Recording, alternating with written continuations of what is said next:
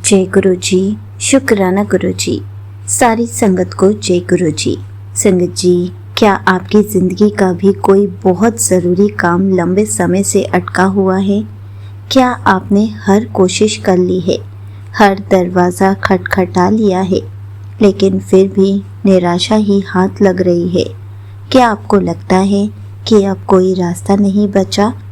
तो चलिए इसी पर एक अंकल जी का सत्संग सुनाती हूँ, जिसमें उन्होंने इस बात को बहुत अच्छे से एक्सप्लेन किया है। ये सत्संग पूरा ज़रूर सुनिएगा, आपको बहुत अच्छे आंसर्स मिलेंगे। तो चलिए अंकल जी का सत्संग सुनाती हूँ। संगत जी, मैं दिल्ली में रहता हूँ। मेरा खुद का एक मकान है, जिसे कुछ भूमाफियों और मेरे अपने ही रिश्तेदारों ने मिलकर कब्जा कर लिया था। मेरा भोलेपन और ईमानदारी का फ़ायदा उठाया गया था। संगत जी, मैंने अपनी पूरी ज़िंदगी उस मकान को बनाने में लगा दी थी। जब ये कब्ज़ा हुआ तो जैसे मेरी दुनिया उजड़ ही गई। मैं दर दर भटकने लगा। आप खुद कल्पना कर सकते हैं कि एक मिडिल क्लास इंसान के लिए कोर्ट कचहरी के चक्कर काटना कितना भयानक होता है। मैं भी 5 साल तक हर वकील का दरवाज़ा खटखटाता रहा। मेरे पास जो भी जमा पूंजी थी वो वकीलों की फीस और भाग दौड़ में ख़त्म हो गई।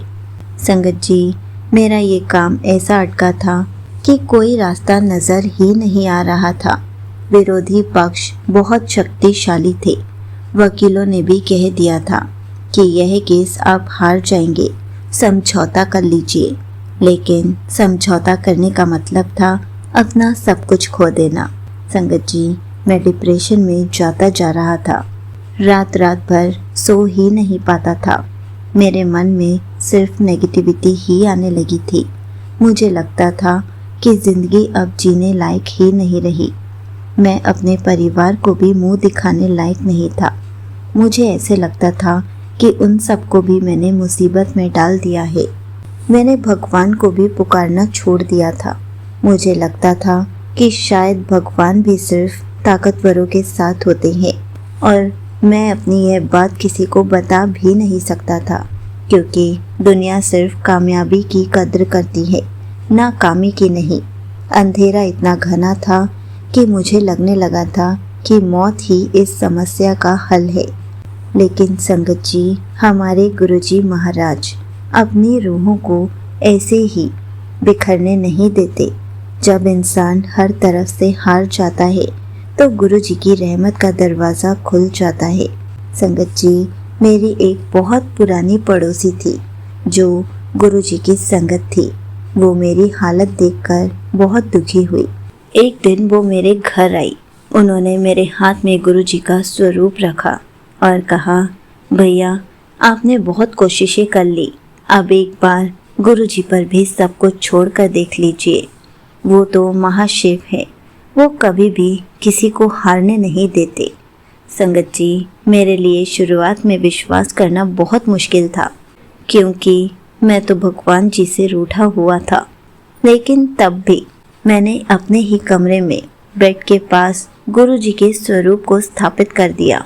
संगत जी, जब मैं अपने कमरे में अकेला था, मेरी नज़र उस स्वरूप पर पड़ी और गुरु जी मुस्कुरा रहे थे। लेकिन तब भी मेरे लिए गुरु जी पर विश्वास करना बहुत मुश्किल था, क्योंकि मेरा समय बहुत ही खराब चल रहा था। जब मेरी भगवान नहीं सुन रहे थे तो मुझे लगता था गुरु जी भी मेरी कहाँ ही सुनेंगे। संगत जी, धीरे धीरे मैं गुरु जी के स्वरूप को रोज़ देखना शुरू हो गया। उसके बाद मैंने गुरु जी के मंदिर जाने का सोचा। जब मैं पहली बार गुरु जी के बड़े मंदिर गया, तब मैंने कोई भी शिकायत नहीं की, कुछ नहीं कहा। बस मंदिर गया, लंगर प्रसाद खाया, चाय प्रसाद पिया, जल प्रसाद लिया और घर वापस आ गया। लेकिन तब भी मेरी परेशानी वैसे की वैसे ही थी। मेरे लिए गुरु जी पर विश्वास करना बहुत मुश्किल हो रहा था। पता नहीं, 2-3 दिन के बाद मैंने गुरु जी के बारे में जानना चाहा। पता नहीं क्यों मन में इच्छा हो रही थी कि गुरु जी के बारे में जानना चाहता हूँ। मैंने गुरु जी के बारे में जानना शुरू किया। गुरुजी के सत्संग सुनने शुरू करे। जब मैं गुरुजी के सत्संग सुन रहा था तो एकदम से एक आंटी जी ने कोर्ट केस के बारे में ही सत्संग सुनाया कि कैसे गुरुजी ने उनके कोर्ट केस को हल कर दिया। और मैं हैरान हुआ कि मैंने इतने सत्संग सुने हैं, उसके बाद ये कोर्ट वाला सत्संग मेरे सामने कैसे आ गया। मैंने गुरुजी के स्वरूप को देखा, वो फिर मेरी तरफ देखकर मुस्कुरा ही रहे थे। तब भी मेरी परेशानियां वैसी की वैसी ही थी। संगत जी, कुछ समय के बाद मेरा फिर से बड़े मंदिर जाने का मन हुआ और जब मैं गुरुजी के बड़े मंदिर गया तभी हकीकत में जागती आंखों के सामने एक महाचमत्कार हुआ। विरोधी पक्ष का वकील, जो मेरा सबसे बड़ा दुश्मन बना हुआ था, वो अचानक बड़े मंदिर में मिले और फिर हमने इकट्ठे गुरुजी का लंगर प्रसाद खाया। संगत जी, उसी टाइम विरोधी पक्ष के वकील ने कांपती आवाज़ में मुझसे माफ़ी मांगी। उन्होंने कहा, मुझे माफ़ कर दीजिए, मुझे नहीं पता था कि आप भी गुरुजी की संगत है। मैं इस केस को और नहीं लड़ सकता। मैंने जो भी किया वो गलत था। संगत जी, पल भर में मुझे ऐसे लगा कि मैं कोई सपना देख रहा हूँ। वो वकील जो कोर्ट में मुझे जलील करता था, वो आज गुरुजी के दरबार में मुझसे माफ़ी मांग रहा था। विरोधी वकील ने बताया कि कुछ समय पहले उन्हें एक सपना आया। सपने में एक दिव्य शेर नजर आया था और उन्होंने मुझे चेतावनी दी थी आपके लिए कि अगर मैंने आपको परेशान करना नहीं छोड़ा तो शेर मेरा विनाश कर देगा। संगत जी, ये बात सुनकर मैंने फिर से गुरुजी के स्वरूप को देखा। तब मुझे एहसास हुआ कि वो शेर गुरुजी की ही शक्ति थी। मैं गुरुजी को देखकर मुस्कुरा रहा था, साथ साथ रो भी रहा था। समझ ही नहीं आ रहा था कि उनका शुक्राना कैसे करूं। तभी गुरुजी का भजन चल पड़ा। आपकी कृपा से मेरा काम हो रहा है। और संगत जी, मुझे सीधा गुरुजी ने टेलीपैथी के थ्रू जवाब दिया कि गुरुजी मेरे लिए काम कर रहे हैं। मैंने गुरुजी का मन ही मन शुक्राना किया क्योंकि गुरुजी महाराज ने मुझे मेरा जवाब दे दिया था। मुझे एहसास हुआ कि जब तक मैं अपनी बुद्धि और वकीलों पर भरोसा कर रहा था, काम अटक रखा था। अब जैसे ही मैंने गुरुजी पर भरोसा किया है, गुरुजी ने दुश्मन को ही मेरा मित्र बना दिया है। संगत जी, उस दिन मैंने जाना कि टेलीपैथी मैसेज ऐसे आते हैं। गुरुजी हाथ थामे रखते हैं और हमें उस अंधेरे कमरे में अकेला नहीं छोड़ते हैं। अगले ही हफ्ते केस खत्म हो गया। मुझे मेरा मकान सम्मान के साथ वापस मिल गया। विरोधी पक्ष ने कोई अड़चन नहीं डाली और यह चमत्कार सिर्फ एक मकान के लिए ही नहीं था।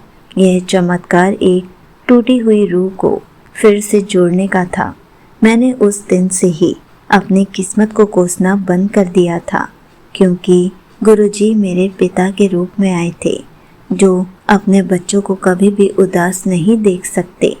हमारी सारी रुकावटों को हटा देते हैं, हमारा कभी सिर झुकने नहीं देते। संगत जी, गुरुजी हमारे सारे काम तब बनवाते हैं जब हम गुरुजी पर अटूट विश्वास करते हैं।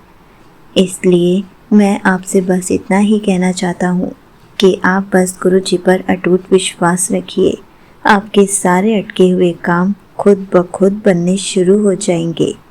आप बस सब कुछ गुरुजी को सौंप दीजिए। अपनी लाइफ की डोर गुरुजी को थमा दीजिए।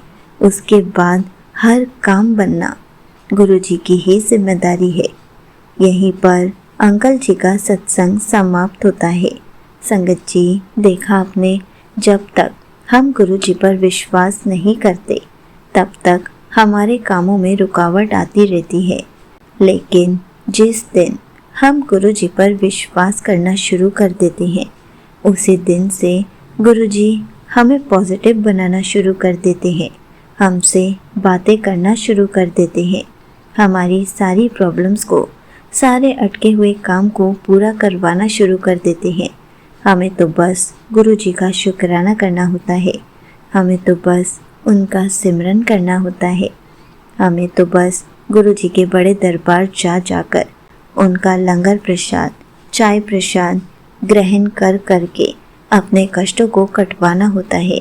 संगत जी, हमने इतने माड़े कर्म करे हैं, तो क्या हम बड़े दरबार जा जाकर अपनी किस्मत को नहीं चमका सकते? क्या गुरु जी हमें इतनी ब्लेसिंग्स देते हैं?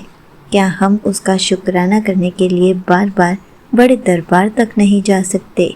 अगर आप दूर रहते हैं तो आप अपने ही घर पर गुरु जी का शुक्राना करने बैठिए, गुरु जी को भोग लगाइए और फिर उसी प्रसाद को ग्रहण कीजिए।